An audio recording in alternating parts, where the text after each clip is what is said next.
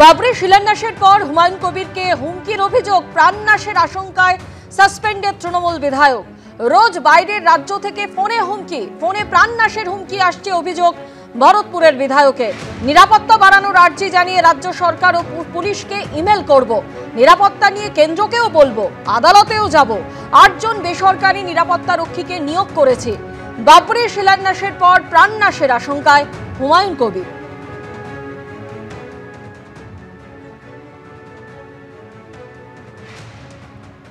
তৃণমূলের সরকার এখনো আমার সিকিউরিটি উইথড্র করেনি, কিন্তু আমি মনে করছি যেভাবে আমার উপরে থ্রেট আসছে, বিশেষ করে বাংলার কোনো মানুষ থ্রেট করেনি, বাংলার বাইরে কিছু মানুষ এখনো ডাইরেক্ট ফোনে যেভাবে আমাকে হুমকি দিচ্ছে, যেভাবে আমার প্রাণনাশের হুমকি দিচ্ছে, তাতে আমি মনে করি যে আমাকে তো শুধু বাংলায় বসে থাকলে হবে না।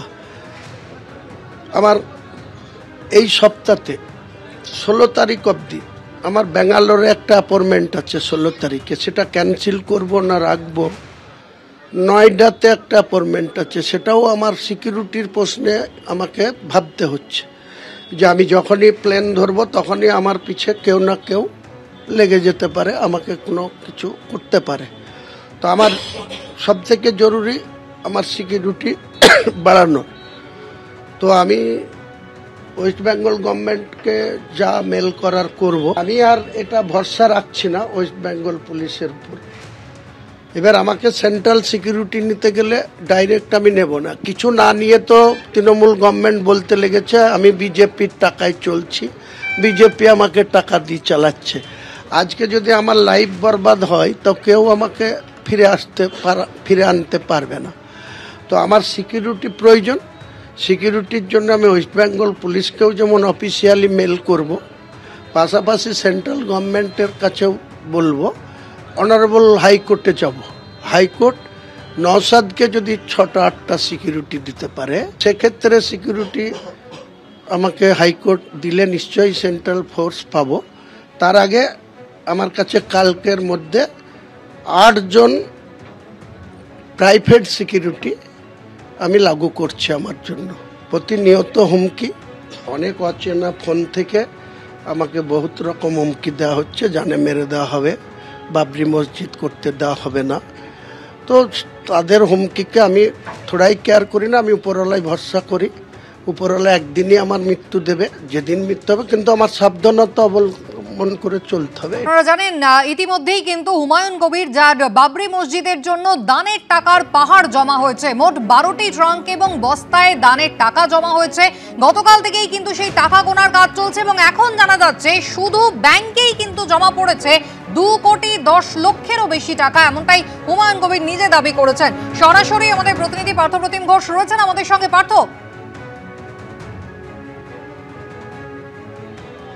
দেখো একেবারেই দেখো, হুমায়ুন কবিরের যে বাবরি মসজিদ তৈরির জন্য প্রস্তাবিত যে জায়গা তুমি জানো শিলান্যাস করেছেন তিনি এবং সে ভিত্তিপ্রস্তর স্থাপন করেছেন তিনি, এবং এর পরবর্তীকালে তিনি একেবারে জানাচ্ছেন যে বিষয়, এই হচ্ছে ব্যাংক স্টেটমেন্ট আমার কাছে রয়েছে, যেটা তিনি জানাচ্ছেন যে 2,10,629.86, অর্থাৎ 2,10,13,629.86 টাকা 86 পয়সা। এই টাকা কিন্তু আজকে সকাল 11টা 15 পর্যন্ত তাদের যে অ্যাকাউন্ট খোলা হয়েছে বাবরি মসজিদ নির্মাণের জন্য, সেই অ্যাকাউন্টে জমা পড়েছে 2,10,13,629 টাকা। এটা হচ্ছে কয়েকদিন আগে এই অ্যাকাউন্টটি ওপেন করা হয়েছে এবং তার মধ্যে এখনো পর্যন্ত এই টাকাটি জমা পড়েছে বলে তিনি জানাচ্ছেন। অন্যদিকে দেখতে পাচ্ছ যে ছবি, সেটা হচ্ছে যে জায়গায় প্রস্তাবিত বাবরি মসজিদ হবে, যেখানে ভিত্তিপ্রস্তর স্থাপন হয়, সেখানে কিন্তু ছোট ছোট বিভিন্ন ট্রাঙ্ক বসানো হয়েছে, বক্স বসানো হয়েছে এবং সেখানে অনেকে এসে টাকা জমা দিচ্ছেন। যে টাকা কালকে বিকেল থেকে টাকা গোনার কাজ শুরু হয়েছে, দর্শকরা দেখতে পাচ্ছেন সেই টাকা গোনার কাজ চলছে। সেখানে 30 জন তারা যে টাকা গোনার কাজে নিয়োজিত করা হয়েছে সিসি ক্যামেরা নজরদারির মধ্যে থেকে। সেই টাকার পরিমাণ হচ্ছে 12টা ট্রাঙ্ক মোট রয়েছে, তার মধ্যে 6টা ট্রাঙ্ক এখনো পর্যন্ত খোলা হয়েছে। গতকাল রাত পর্যন্ত, এবং সেই 6টা ট্রাঙ্কে টাকার পরিমাণ প্রায় 37 লক্ষ টাকা, এবং বাকি যে 6টা রয়েছে সেই 6টা ট্রাঙ্কে কিন্তু আজকে বিকালের পর থেকে সেই টাকা গোনার কাজ আবার শুরু হবে, এবং তারপরে একসঙ্গে সেই টাকা ব্যাংকে তারা কিন্তু ডিপোজিট করবেন এবং টাকা গোনার এর জন্য কিন্তু যন্ত্র আনা হয়েছে।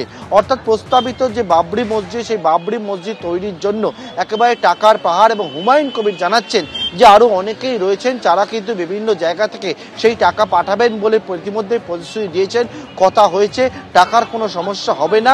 এমনকি তিনি এটাও জানাচ্ছেন যে বাবরি মসজিদ তৈরির জন্য যে বেলডাঙ্গা এবং রেজিনগর এই যে জায়গা রয়েছে, এই জায়গাতেই বাবরি মসজিদ তৈরি হবে আগামী দিনে, এবং ফেব্রুয়ারিতেই সেই বাবরি মসজিদ তৈরির কাজ তারা শুরু করবেন বলে জানিয়েছেন হুমায়ুন কবির।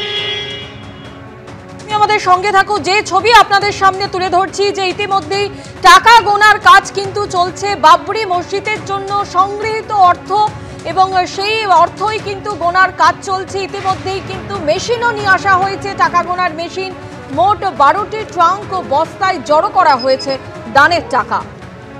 এবিপি আনন্দ, এগিয়ে থাকে, এগিয়ে রাখে।